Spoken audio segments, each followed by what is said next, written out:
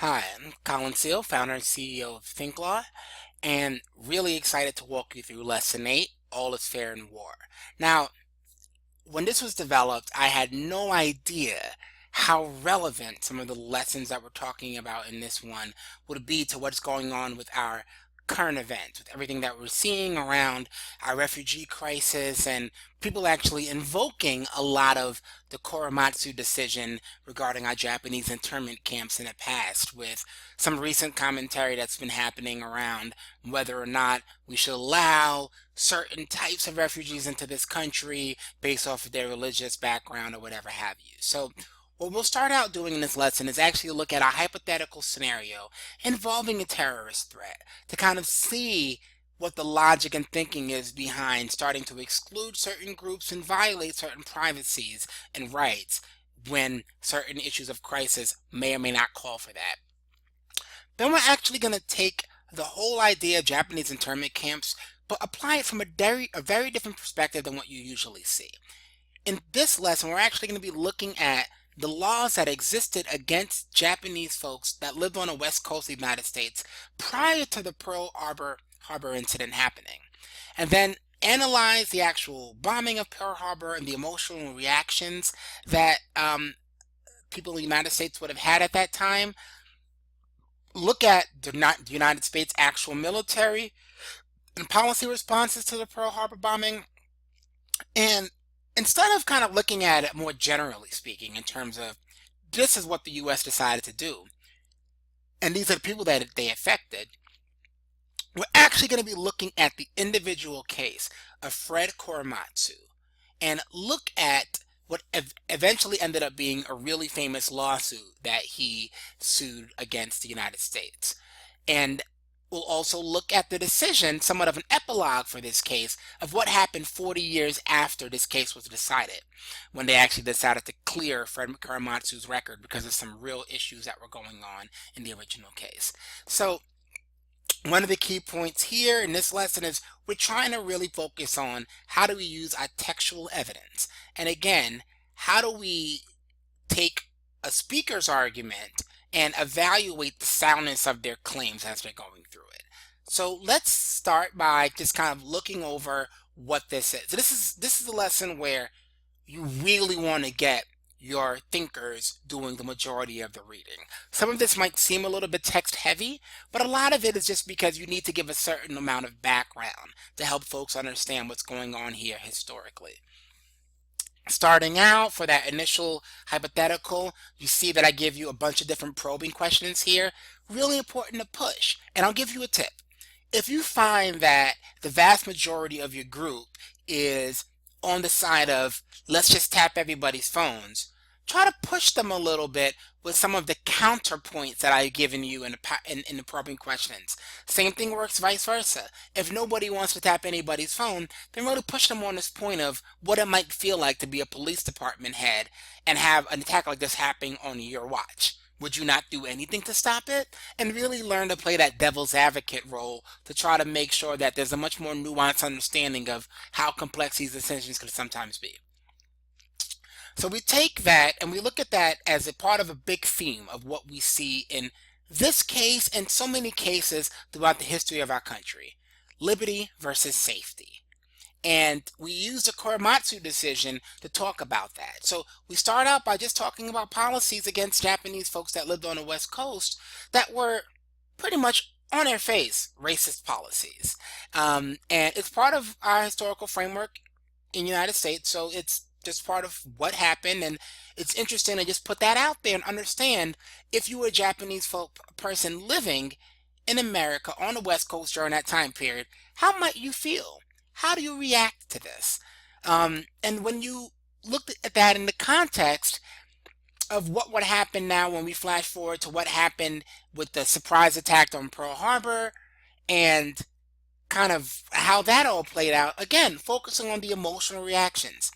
Like I said in the previous lesson, although kind of the purest form of critical thinking is by definition non-emotional, not involving emotional feelings, it takes a really solid critical thinker to actually recognize their emotions and how they might play a role into the decision-making process. Imagine what the world would look like if we actually stopped and said, you know what? We're actually quite scared right now. Let's acknowledge the fact that we're really, really, really scared. And maybe you might be able to see things a little bit clearer if you kind of put that fear to the side and think about how you might act if you were not as afraid as you were. That said, I designed this table to kind of really help our thinkers understand how the orders after the war broke down. Okay?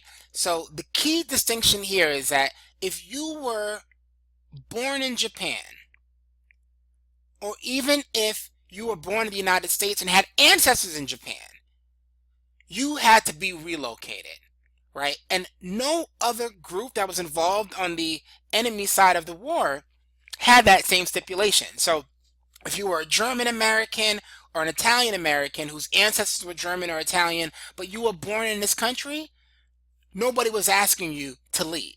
It was only if you were somebody who was actually a German citizen, a German person that was not a citizen, and you were born in Germany, or same thing in Italy, that you would be asked to relocate. What's important here to note, and we said this earlier in the lesson, if you were Japanese, you could never become a United States citizen if you were actually born in Japan, right? But the key issue here is that even if you were an American that never traveled to Japan in your whole life, you had to relocate just because of your Japanese ancestry. And this table tries to help to clarify that just in case there's any issues there. So now we actually spend some time talking about who Fred Korematsu is. There's some interesting web resources about Fred Korematsu. There's videos about there. He has a whole entire nonprofit around telling his story and making sure that something like this doesn't happen again in our future. Really important to understand that story, that background, so you actually get to see this isn't just some random thing, right? These are things that actually affect individuals. So when Fred decided not to go to the relocation center, did he break the law? And when he actually sued to clear his name, was the United States right or wrong in doing what they did? So as we go through this, again, right, this is a part of our history. This is part of what has actually happened.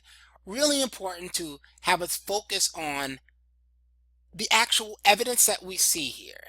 And in this case, the evidence that we see is very similar to the evidence that was presented in the actual case, which is not a whole lot.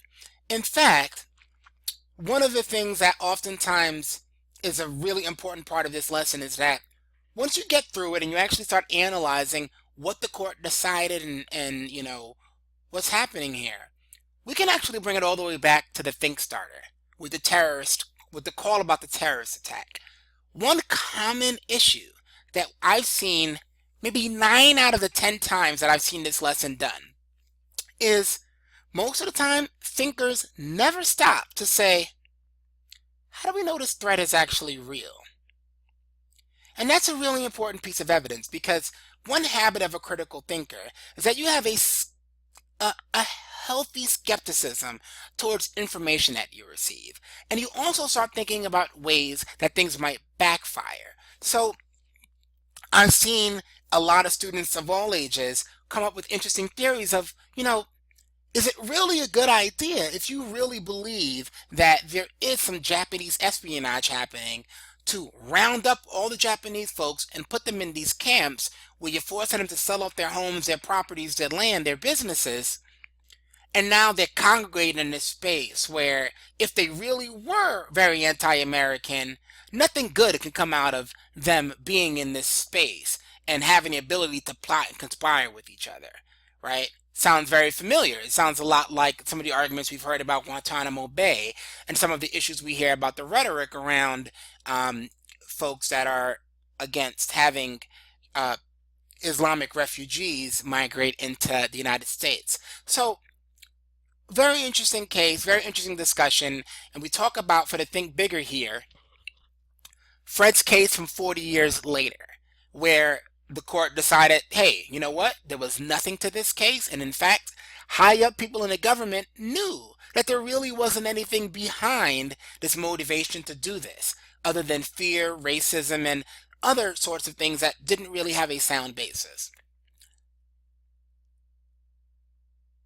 But why did it happen? Why would it happen, right? Like, really important thing for students to understand.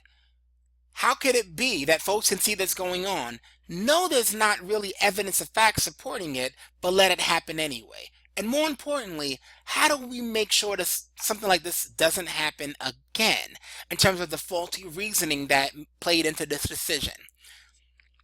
This lesson has the effect of taking history and turning it on its head a little bit. We always hear this phrase of, if you don't learn the mistakes of history, you're doomed to repeat it. But in the real world, we actually see history repeat itself over and over again. I would hypothesize that a big reason for that is we learn about history in a way that often isn't like this. We're not actually going into the individual impact of the way this historical decision affected a life. We'll talk about it more in general, generalities or dates and events that we memorize, but not things that we actually live out. Hopefully, by going through this sort of lesson and activity, we're actually able to get this decision of like, okay, when you have to make a tough decision, what is a process that you can go through where you can actually rely upon and find some valid evidence to support what you're doing moving forward?